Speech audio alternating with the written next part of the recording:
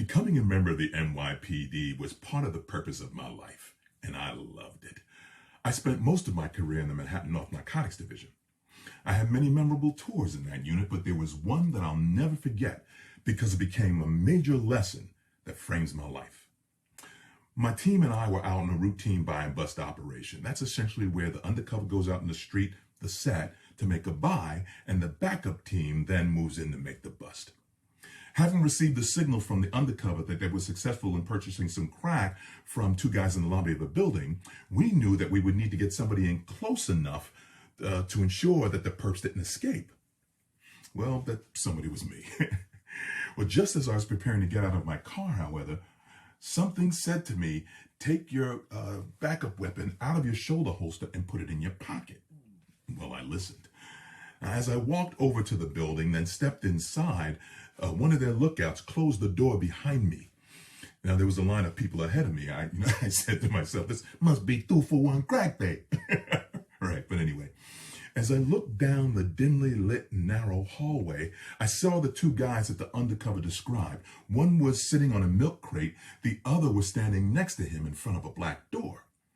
I then see the guy that was standing pull a silver handgun out of his pocket, look at it, and then put it back into his pocket. I knew at that point that the risk level had just risen exponentially. Then suddenly, he and I locked eyes. The next thing I know, we started shooting at each other. I remember I was so close that I could feel the heat from the muzzle blast of his gun on my face. Well, when the smoke cleared, I'd shot him in the chest, the guy next to him in the leg, and I wasn't hit. But here's the real reason why that was so memorable. An investigation unit comes out to ensure that after every police shooting, they want to ensure that all the rounds are accounted for. Now, I fired 3 rounds. He fired 4, but they could only find 2 of his 4 rounds. They don't know what happened to the other 2. But I know.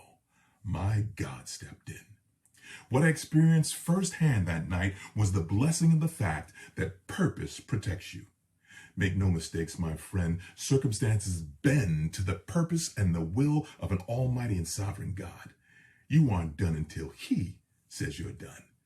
And that remains the frame for my life. Choose to live on, for, and with purpose. Thank you.